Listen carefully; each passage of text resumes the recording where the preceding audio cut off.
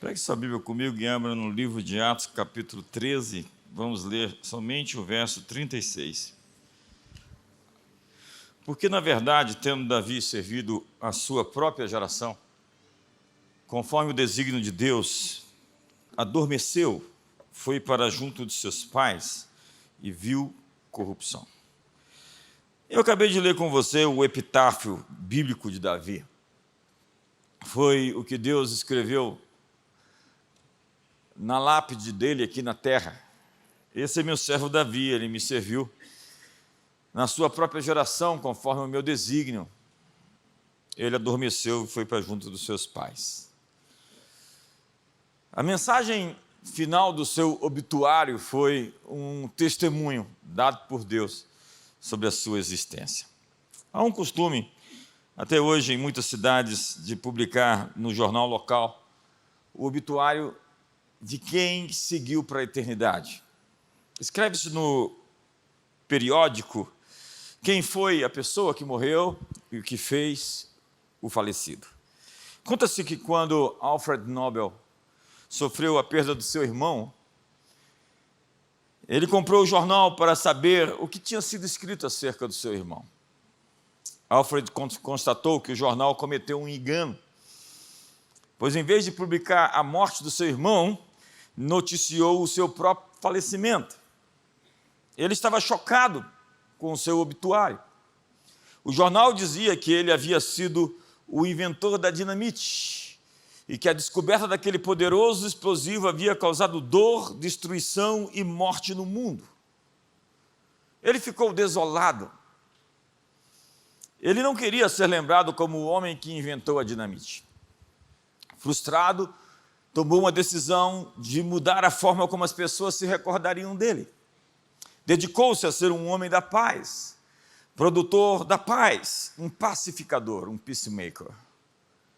Criou o prêmio que veio a ter o seu nome, recompensando aqueles que contribuíssem em prol da ciência, da paz.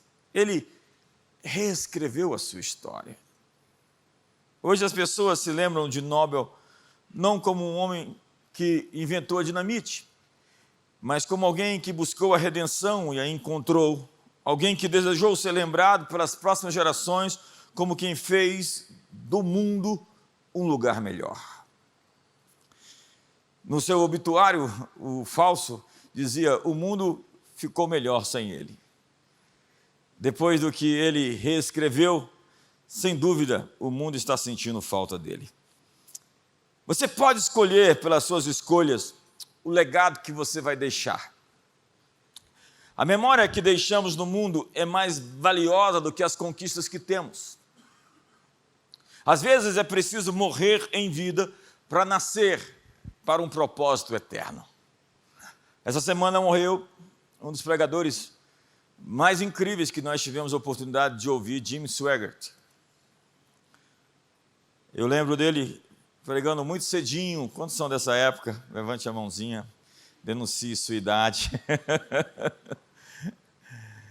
E Jimmy teve uma história controversa em alguns momentos, mas o que ele conquistou, o que ele conseguiu fazer, a soma deu a ele a vantagem de ter deixado um legado.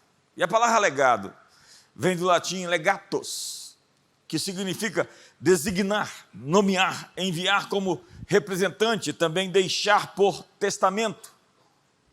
No português, ganhou o significado de algo transmitido de geração em geração. Uma espécie de bem material, ou um valor, uma missão, ou uma responsabilidade. Legado carrega a ideia de comissionamento. É uma transferência, uma herança, uma memória, uma missão. Na Bíblia, legado não é apenas herança material, mas valores. Legado é fé, são promessas, propósito, é destino deixado para o futuro, para aqueles que vêm depois de nós. Legado é aquilo que você constrói e transmite com a sua vida. Um líder deixa o legado de direção e propósito para as futuras gerações. É isso que um líder faz. Conforme Deuteronômio 6 vai dizer, no verso número 6, estas palavras que hoje te ordeno estarão no teu coração. Tu as inculcarás a teus filhos e delas falarás assentado em tua casa e andando pelo caminho, e ao deitar-te e ao levantar-te. Também as atarás como sinal na tua mão e te serão por frontal entre os olhos. E as escreverás nos umbrais da tua casa e das suas portas. A Bíblia está descrevendo uma herança que alcança até os netos, que é ensinada com a vida e não apenas com palavras. E diz o texto em Provérbios, o homem de bem deixa herança aos filhos dos seus filhos, mas a riqueza do pecador é depositada para o justo. Há uma diferença entre herança e legado. A herança é de natureza material, jurídica. O legado é imaterial, espiritual e simbólico. A herança é transmitida após a morte. O legado é transmitido durante a vida e depois da morte. A herança é endereçada a herdeiros legais. O legado a pessoas, gerações, nações e causas. Herança pode ser casa, dinheiro. Legado é fé, visão, valores, exemplo de vida. Vou repetir, exemplo de vida. Exemplo de vida é o maior legado que você pode receber do seu pai, ou que você pode dar para o seu filho, que um pastor pode dar para uma ovelha, que um líder político pode dar para uma nação. Exemplo de vida. Herança é o que você deixa para alguém. Legado é o que você deixa em alguém. Herança pode ser dividida. Legado só se multiplica. Herança acaba quando o legado permanece. Herança pode ser roubada, mas o legado é intransferível. Paulo deixou um legado que transformou o mundo. Diz as Escrituras, quanto a mim, estou sendo já oferecido por libação e o tempo da minha partida é chegado. Combati o bom combate, completei a carreira, guardei a fé. Já agora a coroa da justiça me está guardada, a qual o Senhor reto juiz me dará naquele dia, e não somente a mim, mas também a todos quanto amam a sua vinda. Nós temos as palavras com suas raízes sobre o legado nos idiomas originais, e como elas se conectam a esse conceito. Cada palavra traz uma nuance específica daquilo que é transmitido de uma geração a outra. Nós temos herança, geração, memória e testamento. Herança é o que se deixa ou o que se recebe. Geração é para quem deixamos. Memória é como o legado será lembrado. Testamento é o legado como um pacto que foi selado. Então vamos lá. Herança, no hebraico, nashalá, fluir como um rio, possuir, receber, significando porção, possessão passada adiante, herança recebida dos pais ou herança recebida de Deus. Muitas vezes associada à terra prometida, a promessa, a bênção, a uma posição espiritual. O Senhor é a porção da minha herança, disse o salmista. No grego é kleronomia, de kleros, sorte, ou porção, e nômia, de nomo, que é lei, nomia, autonomia, enfim. Significa aquilo que é legitimamente atribuído por direito, uma porção passada como propriedade, espiritual ou material. Aparece nas epístolas sempre, referindo-se à herança dos santos, à salvação, à vida eterna. Como disse Pedro, para uma herança incorruptível. Uma herança incorruptível. Segundo, geração significa um período, uma sucessão de pessoas, um ciclo histórico, que transmite a ideia de responsabilidade intergeracional. Deus está atrás de gente com responsabilidade intergeracional. Gente que se responsabiliza por aqueles que não nasceram ainda.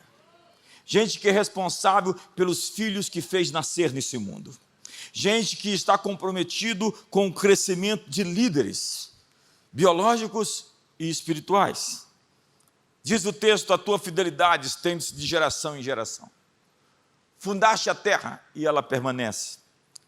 A palavra geração no grego é geneia, que é tornar-se ou nascer, que refere-se à linhagem, à família ou à descendência. Jesus fala de uma geração incrédula, mas Jesus também fala da geração dos justos. Tal é a geração dos que o buscam, diz os Salmos, dos que buscam a face do Deus de Jacó. A terceira é memória, que no hebraico significa lembrar, trazer à memória, um memorial, uma marca perpétua, uma lembrança duradoura. Como disse no Êxodo: esse dia vos será por memória, e o celebrareis como festa ao Senhor, como estatuto perpétuo. Usado em memoriais de aliança e eventos marcantes, uma forma de manter o legado vivo e presente. O legado tem que se manter vivo. Quarto, testamento, ou aliança no grego, que significa acordo, pacto, testamento, uma disposição legal feita por alguém. Usado no Novo Testamento como uma nova aliança, que é diferente de acordo mútuo, que enfatiza a iniciativa unilateral de Deus como um pai deixando um testamento irrevogável para os seus filhos. Este é o cálice da nova aliança, disse o texto, no meu sangue. Então, de novo, vamos lá. Herança, o que você transmite é maior do que o que você acumula. Geração, o legado só é verdadeiro se alcançar a próxima geração. Uma geração louvará as tuas obras, disse o salmista. A outra geração e anunciará os teus poderosos feitos. Legado se mede pela linhagem. Pais que discipulam filhos, líderes que levantam sucessores. Deus sempre pensou em gerações. Deus é um Deus multigeracional. Ele é o Deus de Abraão, de Isaac e de Jacó. Deus não está pensando apenas numa geração. Memória, o que você faz, olha para mim, ecoa na eternidade. Na sua e na eternidade dos outros. Os marcos de memória eram práticas bíblicas. Você pensa por que Josué, depois de passar pelo Jordão, deixou um altar no meio do rio Jordão para ninguém ver? Era um marco plantado por Deus, um altar que falava às futuras gerações. Como disse Êxodo 12, esse vos será por memorial e o celebrareis como solenidade ao Senhor nas vossas gerações. O celebrareis por estatuto perpétuo. O verdadeiro legado é aquele que permanece na memória dos homens, na memória de Deus. Há líderes que morrem e simplesmente somem. Outros morrem e continuam falando. Então viva de modo que a sua história continue sendo referência, mesmo quando você já não estiver mais presente. Quarto é testamento. Diateque, um legado só é legítimo se for selado com uma aliança. Jesus deixou o maior legado, um Novo Testamento assinado com seu sangue. Legado sem aliança é palavra solta, precisa haver compromisso, propósito, sangue envolvido. A Bíblia é um testamento e você está escrevendo o seu testamento agora. E as pessoas vão ler nas futuras gerações o que você está escrevendo. Então, qual aliança sustenta o legado que você está construindo? Quais são as suas alianças, os seus acordos? Paulo fala a Timóteo, e aqui começo, sobre o legado de fé que ele herdara de sua avó e de sua mãe. Veja o texto. Trazendo à memória a fé não fingida que há em ti, Timóteo.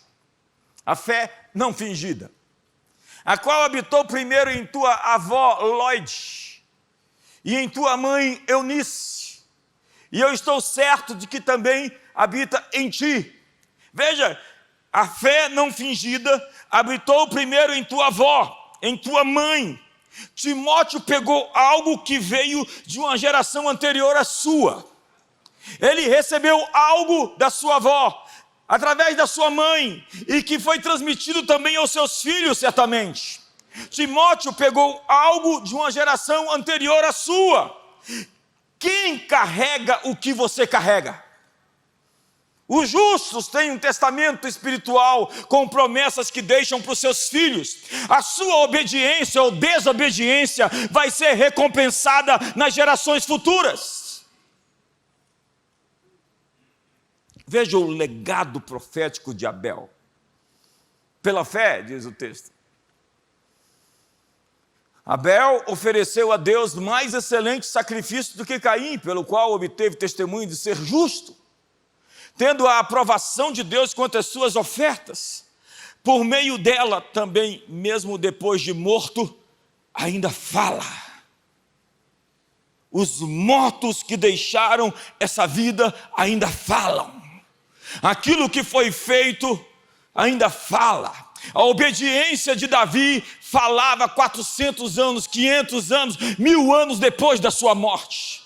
Aquilo que você faz, aquilo que você sofre, aquilo que você sacrifica, ainda fala mesmo depois que você morre. Seu legado é o que você fala depois de morrer. E há duas histórias de legado que eu quero contar aqui essa noite. Primeiro, a história de Ruth. É a história do legado de lealdade, lealdade e honra. Ruth era uma moabita, e diz o texto no Pentateuco que uma moabita não poderia entrar na casa do Senhor em sua 10ª geração. Ela é viúva, ela é pobre, ela é estrangeira, e ela não tinha muito a oferecer, mas ela fez uma escolha que ecoa até os dias de hoje. Ela disse à sua sogra: aonde fores, irei, onde pousares, pousarei, o teu povo será o meu povo, e o teu Deus será o meu Deus. Ela mesmo, sem obrigação, decidiu não abandonar Noemi, sua sogra, que vinha de uma linhagem espiritual, de alguém que recebeu algo e estava pronto para transmitir algo. Ela se casou então com Boaz, que era da família de Noemi, que teve um filho chamado Obed, que foi pai de Jessé, que foi pai de Davi. A moabita estrangeira, pobre e viúva, se tornou a bisavó do rei Davi. Ela entrou na genealogia do Messias, Jesus Cristo. Sua lealdade deixou um modelo de fidelidade e obediência que Deus honrou por gerações. Ruth mostrou que o seu legado não depende do seu passado, mas das escolhas que você faz hoje. Legado não é sobre fazer grandes coisas, mas fazer coisas com grande coração. Lembre-se, suas escolhas de hoje moldam gerações que ainda nem nasceram. Ruth se casou com uma linhagem. Ela entendeu o poder que uma linhagem espiritual pode oferecer àqueles que são órfãos espiritualmente.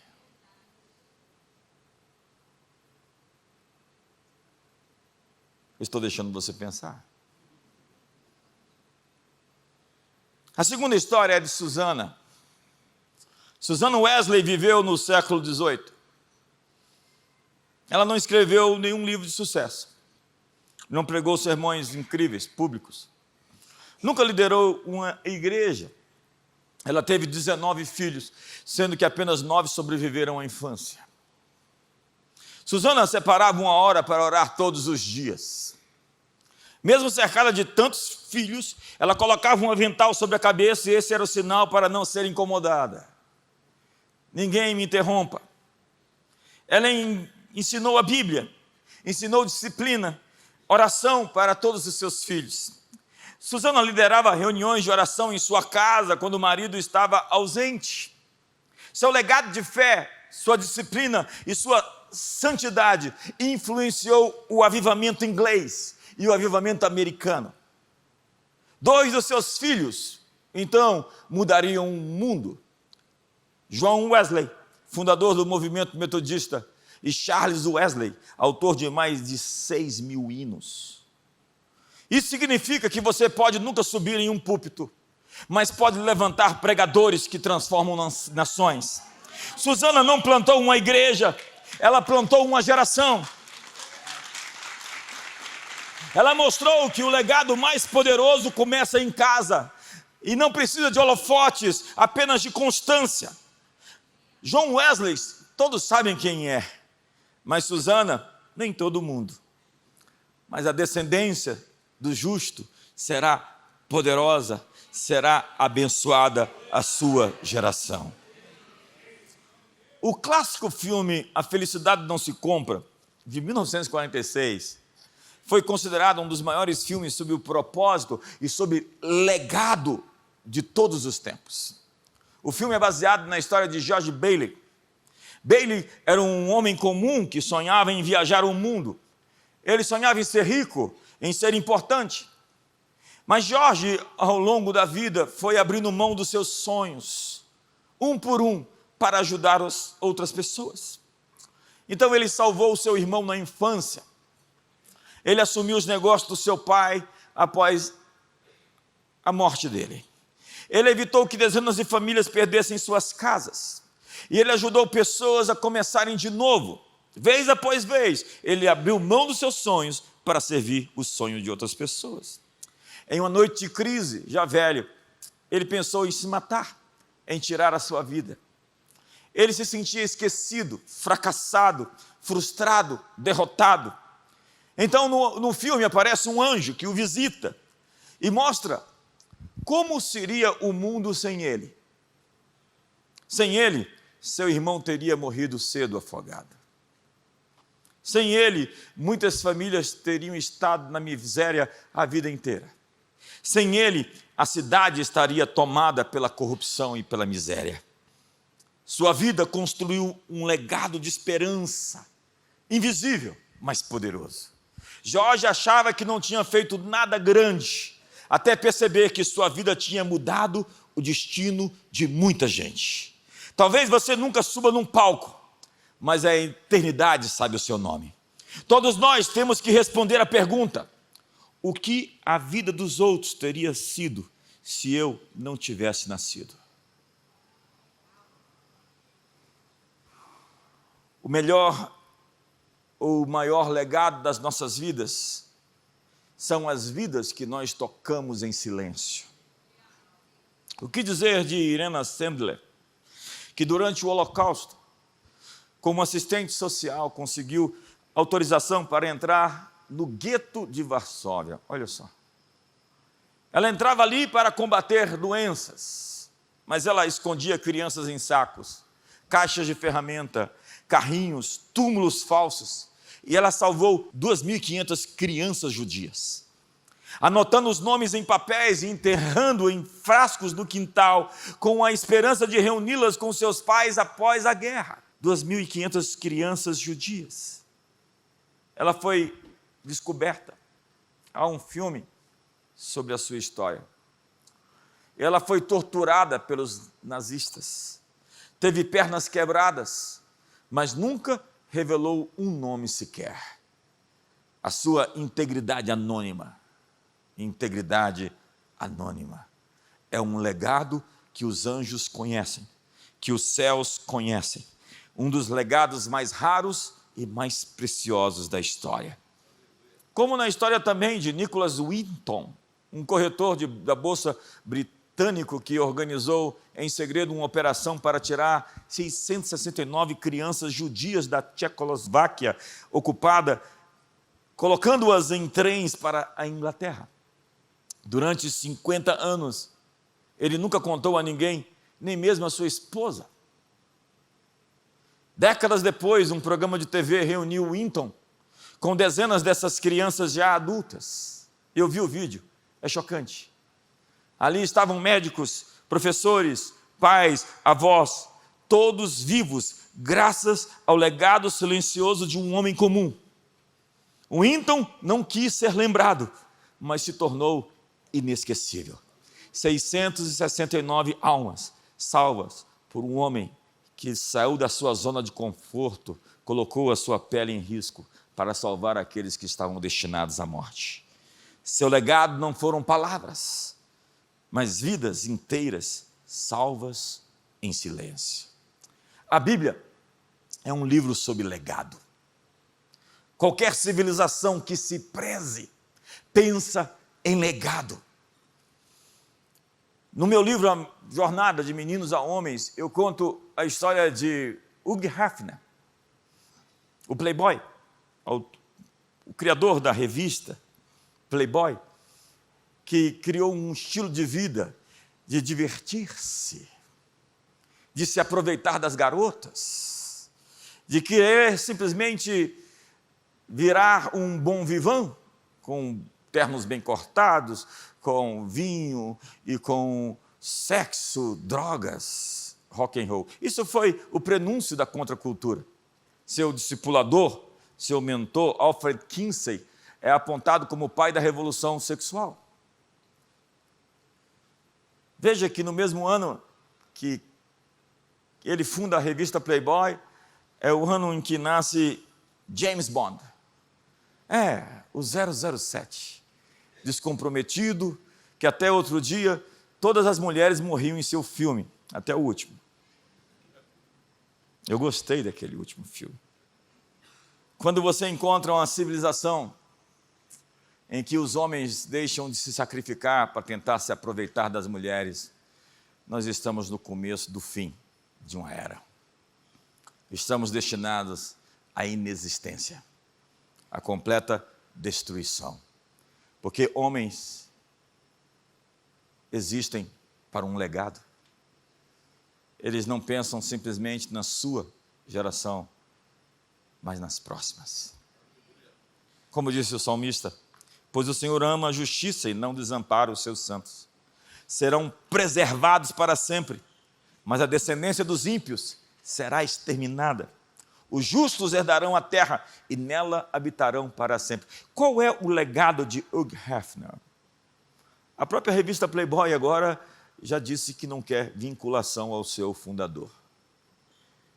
Rejeitam aquele homem que criou a plataforma de diversão, que era mais do que uma revista sobre pornografia, era uma revista sobre cultura, que reformulou o pensamento da massa pensante.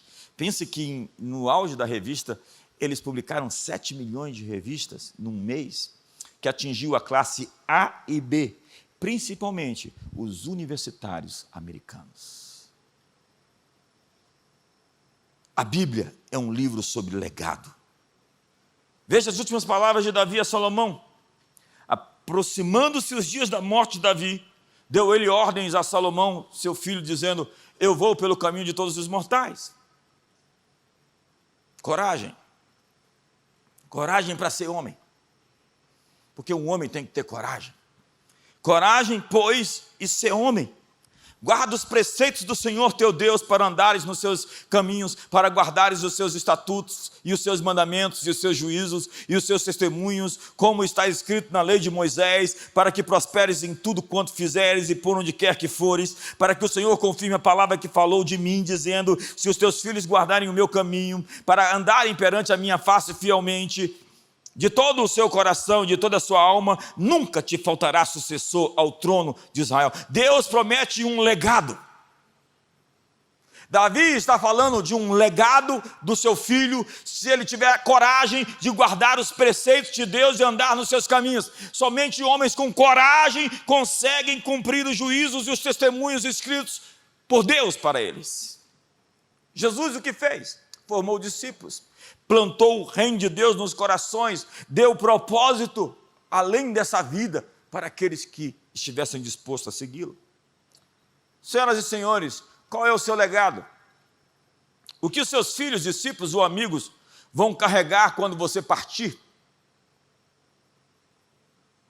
Vergonha, desprezo, dívida, doença? Você está acumulando bens ou construindo pessoas?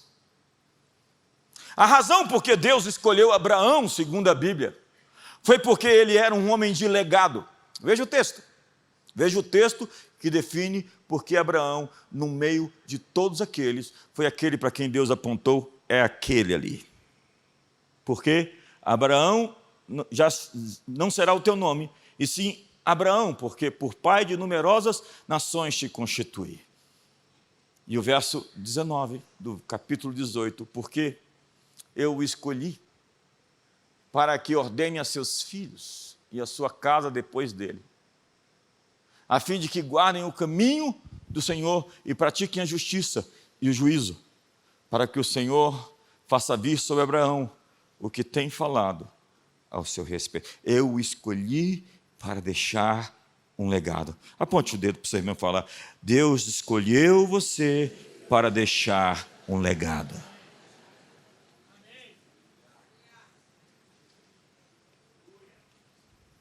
Então, playboy, vê se acorda. Para de querer se divertir e vai se sacrificar. Porque um homem de verdade não está atrás de se aproveitar das garotas, mas de servi-las e construir uma família e deixar filhos fortes para o futuro.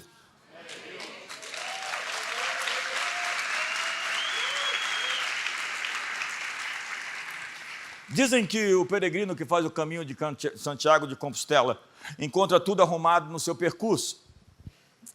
Nos lugares reservados como parada para os viajantes, existe comida, camas e quartos limpos. Depois de usar, o viajante arruma tudo para o próximo que vai chegar. O princípio é simples. É preciso deixar tudo arrumado para quem está vindo depois. Diga para o seu irmão: é preciso deixar tudo arrumado para quem está vindo depois. Isso é liderança. Sucesso é sucessão. Todo trabalho é pavimentar a estrada para quem vem depois. E a maior tragédia de uma organização é a falta de descendência, onde não existe continuidade, sequência, conclusão, consumação. Veja, uma igreja que se perde é porque faltam líderes. Ela foi incapaz de formar novos líderes, de treinar, equipar novas pessoas. Outro tempo eu fui em um lugar onde existia uma grande igreja, uma grande denominação, e um prédio vazio. Uma estrutura vazia, porque eles foram incapazes de reproduzir um DNA de liderança servidora. Quando não conseguimos gerar líderes para as novas gerações, só podemos esperar o caos, a desordem, a decadência. Sem sucessores, herdeiros e legatários, todo o nosso esforço é vão, pois não há ninguém que leve o bastão adiante.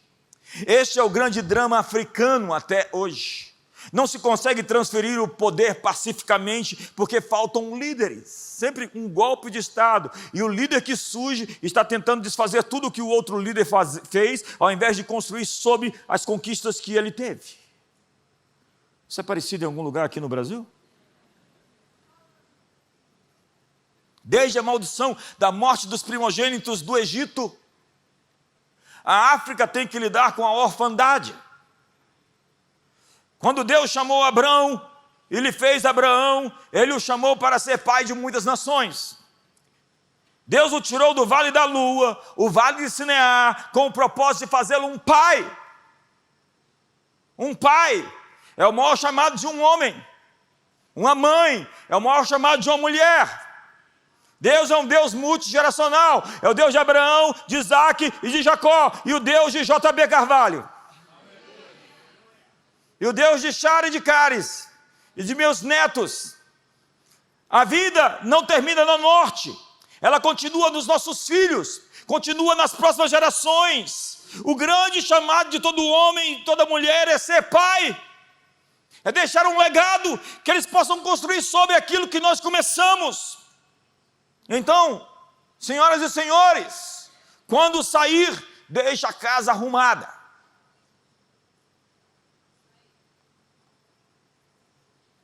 Mas um sujeito na Bíblia foi um cara que deixou tudo bagunçado. Está lá, descrito em Isaías 38, a história de Ezequias. Naqueles dias, o rei adoeceu de uma enfermidade mortal.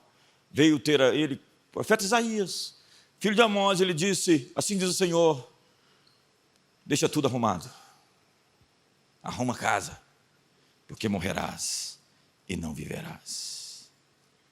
Eu estou pedindo para você simplesmente, deixa a tua casa arrumada. E o que ele fez? Ele foi lá e chorou, botou a cara na parede e disse a Deus, tu vai me tirar, me recolher no melhor dos meus dias, na minha maior força. E fez aquela oração. Ezequias era esse sujeito que abriu os céus, que liberava o juízo dos anjos contra 186 mil soldados inimigos.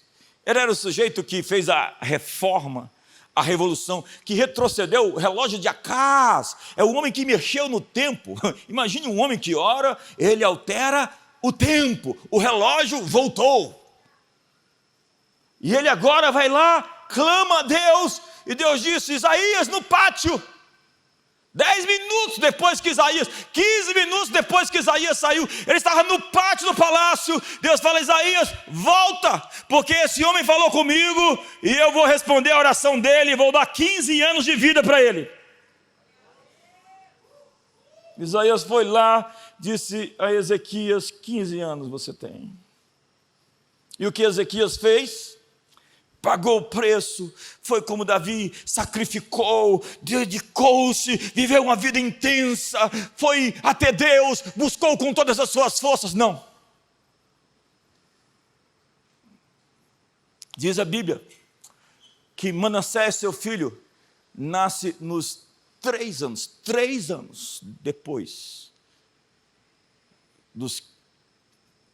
da declaração de que ele viveria 15 anos.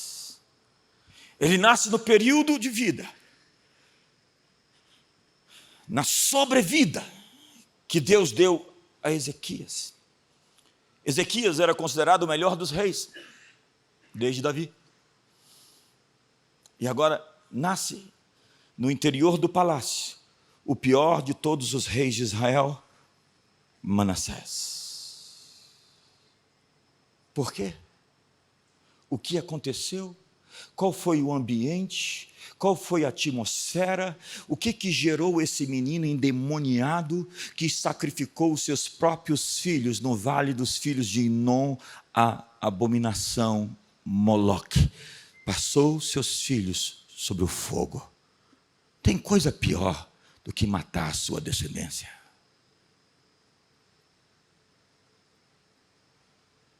Ezequias poderia ter ido para casa, com a casa arrumada, mas ele recebeu uma sobrevida e não soube fazer com ela o que deveria. Se eu sou fatalista, achando que ele não deveria ter mais 15 anos, não. Eu acredito que ele poderia ter 20. Mas eu acredito que ele não soube aproveitar como deveria a oportunidade que recebeu. Olhe nos olhos do seu irmão e pergunte, você está sabendo aproveitar a oportunidade que recebeu?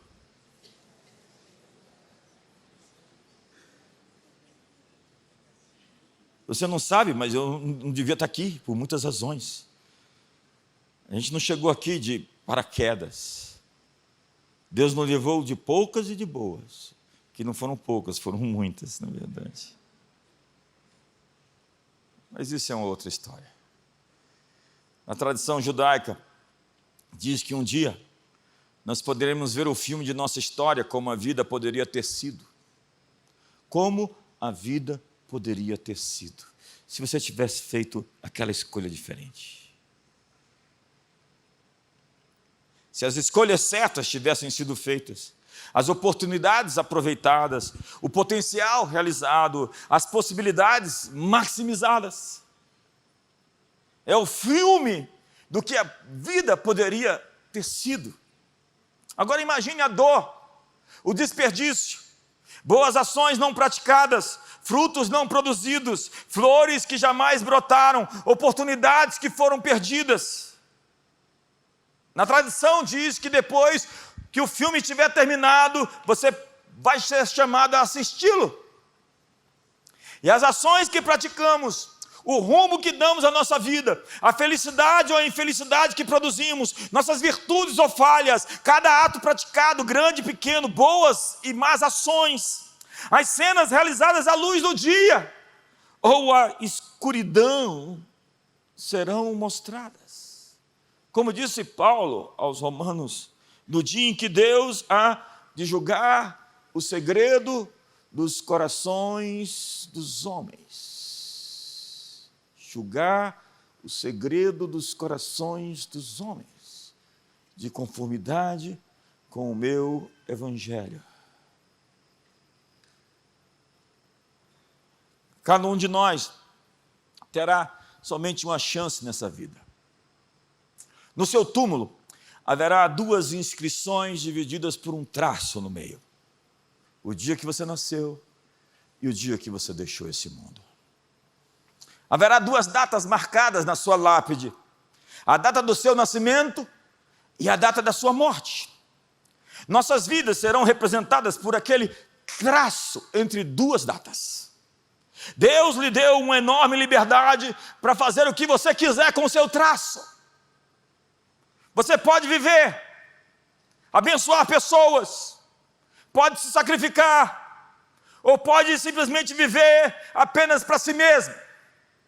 Você pode pegar o seu traço e gastá-lo como um egoísta, ou você pode usá-lo para impactar esse mundo. Você pode usar seu traço buscando conforto, segurança, prazer, ou pode gastá-lo servindo pessoas. Essa é a única vida que você terá nesse mundo. Seu único traço. Seus recursos podem ser usados para o seu próprio fim, ou podem se transformar em um poderoso legado. Eu sinceramente espero que você decida fazer algo melhor com o seu traço. Portanto, seja humilde, mas não inofensivo. Seja honroso, mas não bajulador. Confiável, mas não previsível. Santo, mas não legalista. Paciente, mas não passivo. Potente, mas não controlador. Elogie, mas sem adulação. Seja suave, mas não tímido. Confiante, mas não arrogante. Firme, mas não teimoso. Ensinável, mas não crédulo de tudo. Sábio, mas não cheio de suspeitas. Difícil, mas não rígido. Submisso, mas não subjugado. Sério, mas não sombrio. Pacífico, mas não descuidado, espontâneo, mas preparado, dando e ainda sendo capaz de receber, transparente, mas capaz de guardar segredos, extremo, mas equilibrado, guiado pelo Espírito, mas autocontrolado, submisso aos homens, mas seguindo a Deus. Ore sem cessar, dê sacrificialmente, sonhe injustificadamente, sirva de coração, ame sem vergonha, caminhe inocentemente, acredite, viva poderosamente.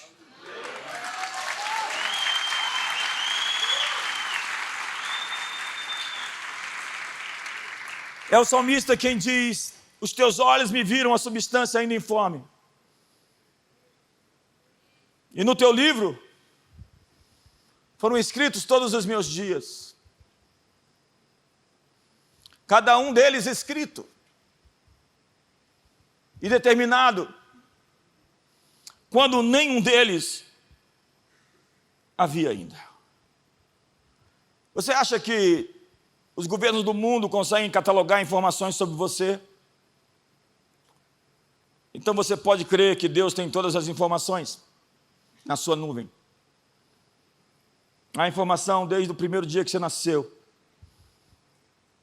Tudo que você disse a palavra, cada palavra frívola que proferirem os homens, eu pedirei conta no dia do juízo final. Está tudo registrado, tudo gravado. Antes mesmo de você nascer, Deus já havia escrito sobre a sua vida um livro. Mas o futuro é uma possibilidade que depende de ações concordantes entre o céu e a terra.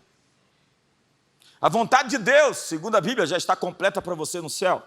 Faça-se a tua vontade assim na terra como no céu.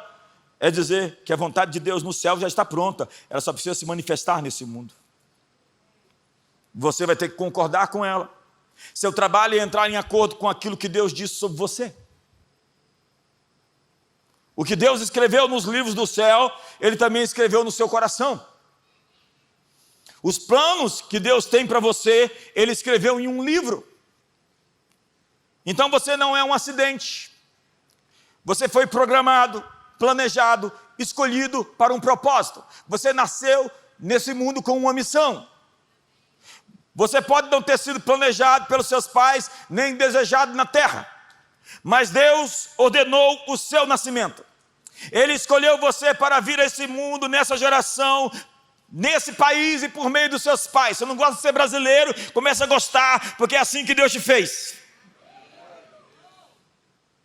E Ele tem algo para você, e você precisa descobrir o que é. Antes de você nascer, você já tinha um livro no céu. Mas ele não tem somente um script. Esse livro é vivo. As letras se mexem. O futuro é dinâmico. E o livro vai se reescrevendo à medida que decidimos. É naquele filme, Os Agentes do Futuro, onde o futuro vai se modificando à medida que as pessoas escolhem. Disse Paulo aos Efésios, porque somos feitura dele, criados em Cristo Jesus para as boas obras, as quais de antemão preparou para que andássemos nelas. O que você foi chamado a fazer já foi preparado antes de você nascer. Somos feitura é a palavra poema ou poesia, que precisa de ritmo, melodia, cadência, consonância, harmonia. Existem pessoas que a sua feitura é ruído, dissonância, discordância, culpa, rejeição, medo, ansiedade, pecado. Existe um livro sobre você com o seu destino escrito, mas o futuro é uma possibilidade.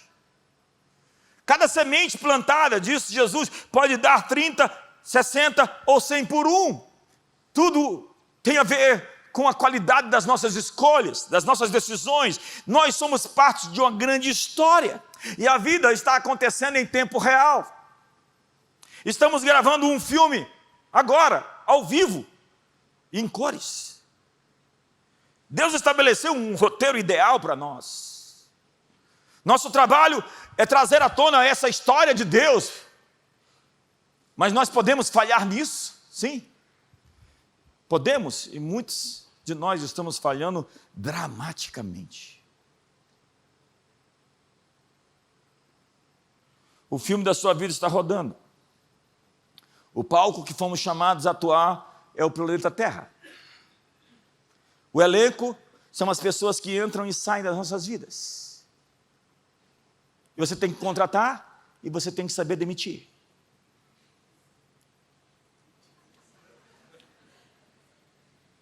O roteiro, nós podemos escolher o nosso ou o dele. O gênero pode ser um suspense de perder o fôlego, ou um tipo de filme iraniano de 3 horas e meia, preto e branco, dublado em sueco. A vida seria uma aventura? Na vida não existe investimento de alto rendimento sem altos riscos. Tudo que vale a pena nessa vida custa caro. E o preço de uma coisa é o quanto de vida nós damos em troca disso. Quantos aqui acreditam em vida antes da morte? Obrigado, você está pensando. A felicidade, então, não é um objetivo. A felicidade é um subproduto de escolhas acertadas. O filme da sua vida poderia ser uma comédia, como disse Provérbios 15, 13, o coração alegre formoseia o rosto, mas com a tristeza do coração o espírito se abate. Diga para o seu irmão, você ficaria mais bonito se fosse mais simpático.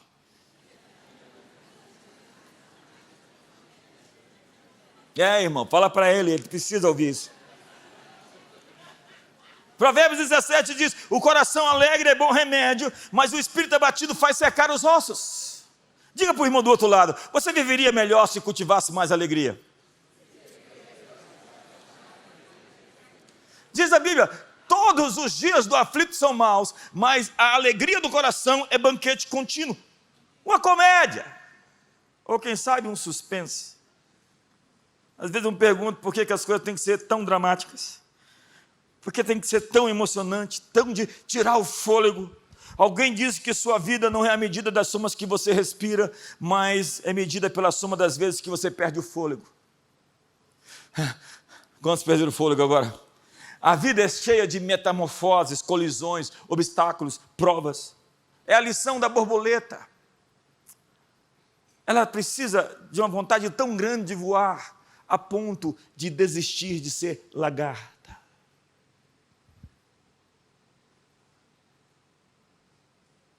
Alô? Eu estou vendo alguém se arrastando. Quando Deus te deu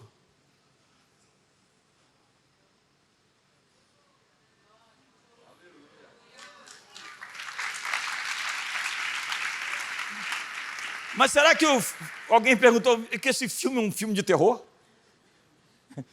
Só seria de terror se você escolheu o pior dos roteiros. Eu acho que você está fazendo escolhas erradas. Você convidou o Fred Krueger, sexta-feira 13, para participar da sua história. Nesse filme não pode haver maquiagem, jogos de imagem, efeitos especiais, pirotecnias. O que você está vivendo agora não é uma simulação. A vida está acontecendo em tempo real. Não estamos aqui para fazer turismo, não estamos aqui a passeio. Nesse filme não há cortes, mas pode haver edições pela obra feita no Calvário. Você pode viver uma versão de longa-metragem ou uma de curta-metragem. Não existem dublês. Se algumas cenas não saíram bem, você vai ter que repeti-las. Algumas vezes você vai precisar demitir alguns atores, contratar outros. Nós estamos rodando o filme da vida. E essa é a sua maior obra de arte. Sua recompensa é no que você se transformou no fim da vida. Seu legado são pessoas e não coisas. Na próxima cena, sua próxima cena está sendo filmada. Seu roteiro você vai escolher. Portanto, senhoras e senhores, luz, câmera, ação. Eu oro hoje para que Deus levante uma geração que continue o que nós começamos. Por fim, o que Deus dirá sobre a sua morte? Você lembra o que eu li sobre Davi? Davi serviu a Deus na sua geração. Esse é o seu epitáfio. Conforme o desígnio de Deus, Davi viveu a minha vontade, apesar de todas as coisas ruins. A somatória da vida dele deu em muito positivo.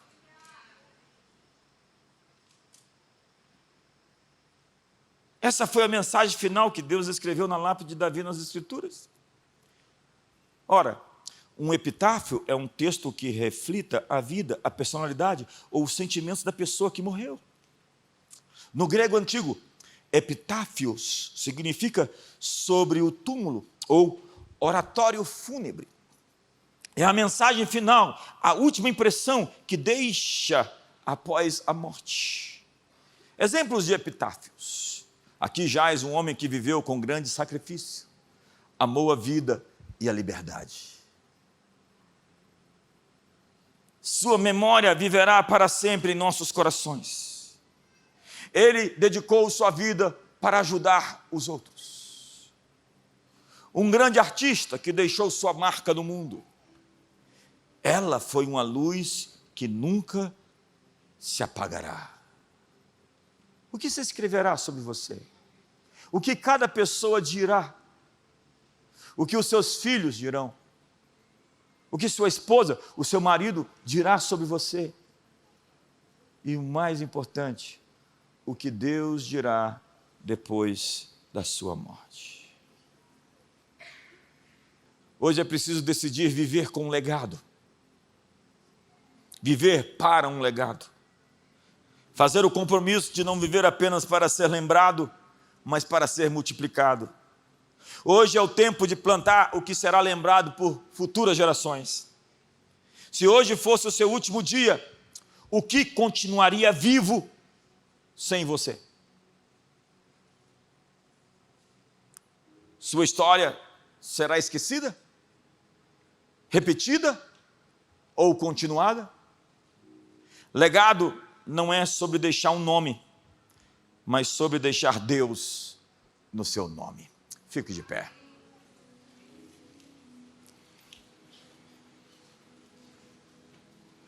Deus me falou esses dias que toda a guerra que a gente enfrentou nos últimos anos foi uma guerra contra o nosso legado. E Deus disse para mim: lute pelo legado. Eu acho que você não entendeu.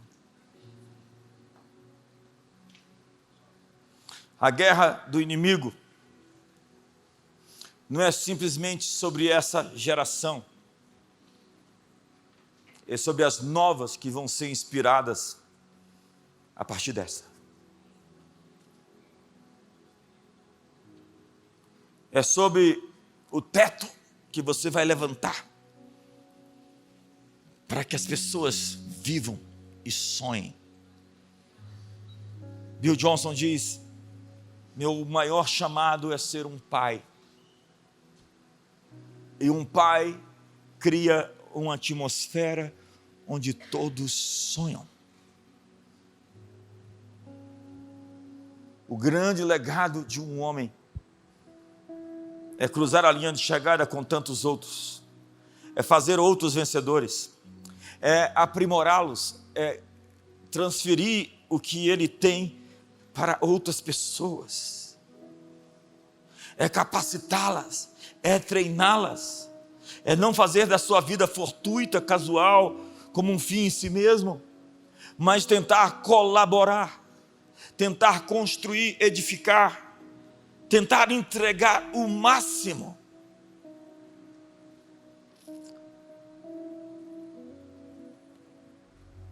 Eu respeito pessoas de legado. Eu desprezo pessoas hedonistas. Eu respeito pessoas que atropelam seu ego para fazer o que é certo, com o custo, com o preço. Nosso professor Dr. Miles pregou a vida inteira sobre legado. E ele estava preparando, inclusive, para passar o bastão para um sucessor, que era o pastor que morreu dentro do avião com ele, quando o avião caiu. E ele dizia que a maior tragédia da vida do homem é morrer cheio das coisas que Deus colocou dentro dele. Quando Deus te deu tanto, e você não conseguiu se esvaziar para dar para os outros, para entregar o que você recebeu. Ele compartilhou com um amigo antes de morrer: eu estou me sentindo tão vazio. Ele escreveu dezenas de livros que figuraram entre os best-sellers, maiores best-sellers do New York Times. Ele deu assessoria às grandes nações, aos líderes das grandes nações do mundo. Seu legado continua, porque Miles fala: mesmo morto, como Abel continua falando, mesmo depois que partiu. O que a sua vida vai dizer quando você morrer? Você sabe, guardadas as proporções, a festa dos mexicanos sobre a morte, ela é realmente intrigante. Mas no meio de toda aquela confusão sobre a morte, Santa la Muerte, existe um princípio interessantíssimo que eles têm. Eles falam sobre as pessoas que morreram, porque eles acreditam que a pessoa nunca vai morrer enquanto o nome delas estiver sendo lembrado, falado, dito, expressado. A questão é como o nosso nome será lembrado. O que será dito? Tá bom, o diabo ele tem o dever de falar mal da gente. E os filhos dele também.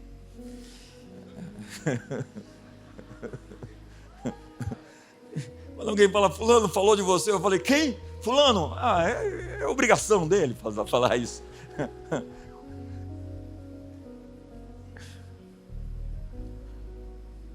Eu quero hoje desafiar você a ser um homem, uma mulher que vive para um legado. Eu quero desafiar você a dizer: eu tenho algo a fazer que é maior do que eu mesmo. Eu tenho algo a construir que é maior que a minha dor,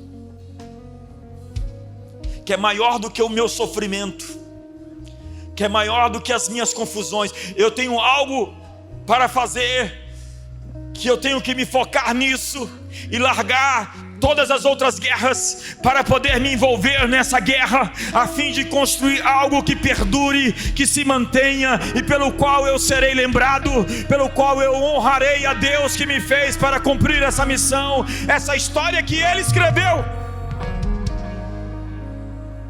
E portanto, levante as suas mãos.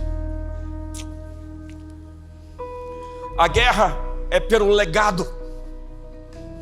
Toda guerra é pelo legado. O que será deixado, o que será lembrado, o que será dito, como você vai ser colocado na história, o que Deus vai escrever no seu epitáfio.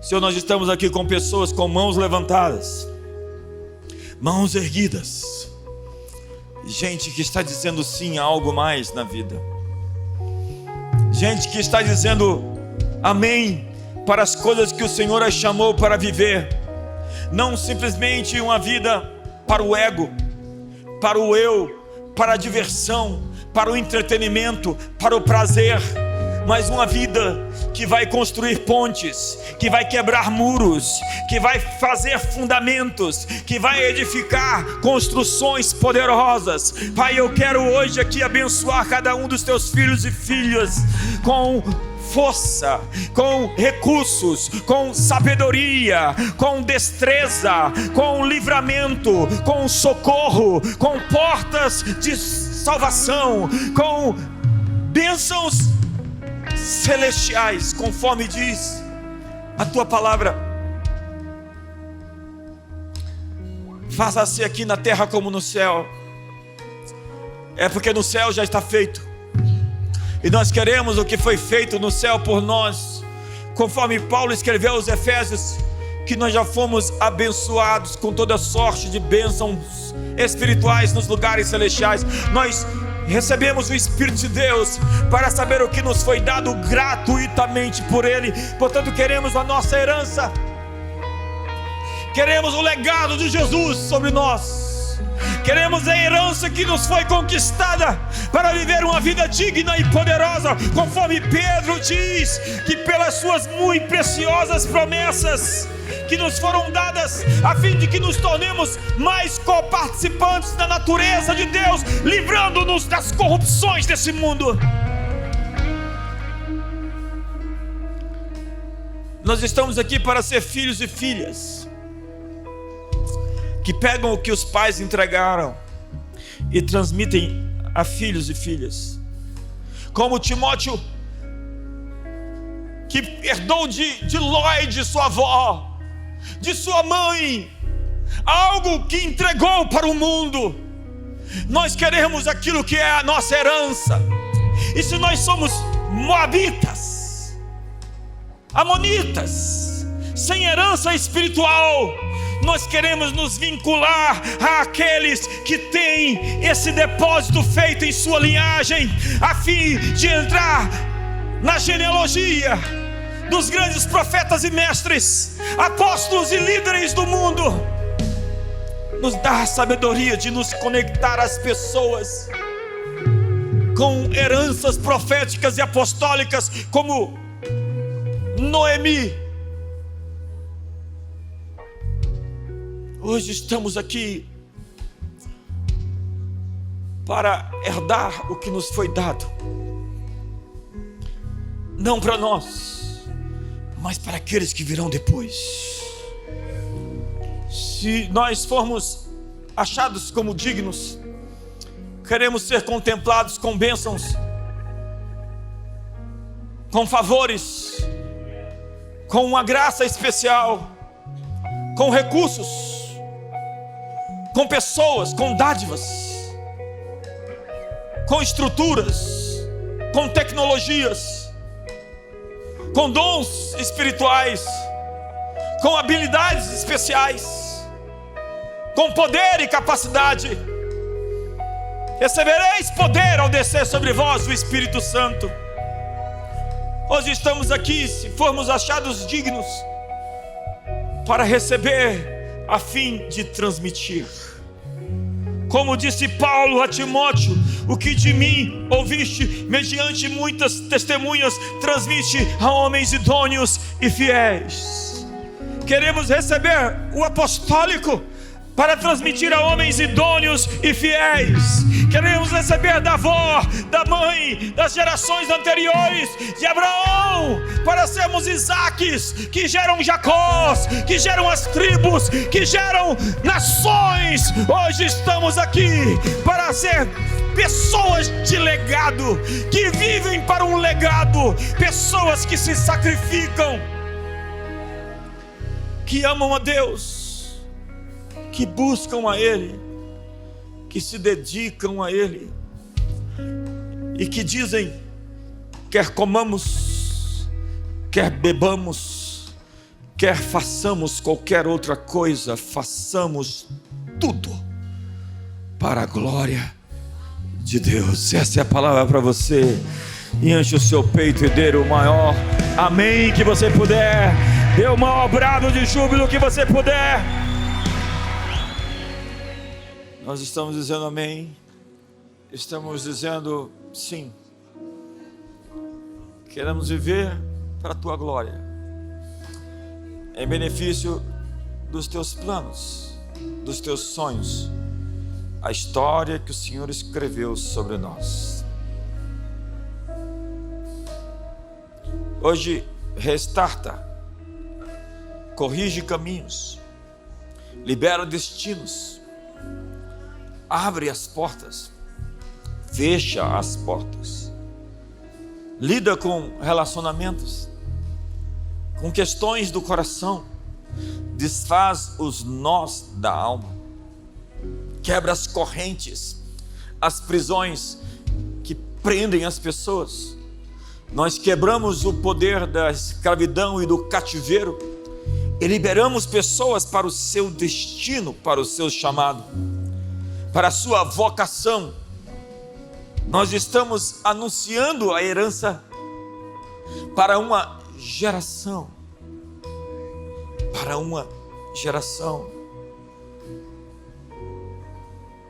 com um pacto, um testamento que foi feito, que foi deixado, que foi selado pelo sangue de Jesus, o sangue do Cordeiro. Somos herdeiros legais, que receberam a herança, a promessa, por meio de um testamento, por meio de uma promessa que está registrado nos céus, a memória, o registro de algo que foi feito. Anunciais a morte do Senhor até que Ele venha. É o legado, é o que nos foi proposto, anunciar a vitória até que Ele retorne. Somos teus filhos, somos teus herdeiros, herdeiros de Deus, co-herdeiros com Cristo. E a partir de agora, sobre a comunidade das nações, libera, Senhor, essas heranças, libera, Senhor, esses dons, libera essas habilidades, libera esses recursos, libera, Senhor, esse potencial que estava guardado, libera esses sonhos que estavam retidos, libera a história que o Senhor escreveu sobre nós na eternidade. E que o amor de Deus, a graça de Jesus e a comunhão do Espírito Santo seja sobre todos. Uma ótima noite, uma ótima semana.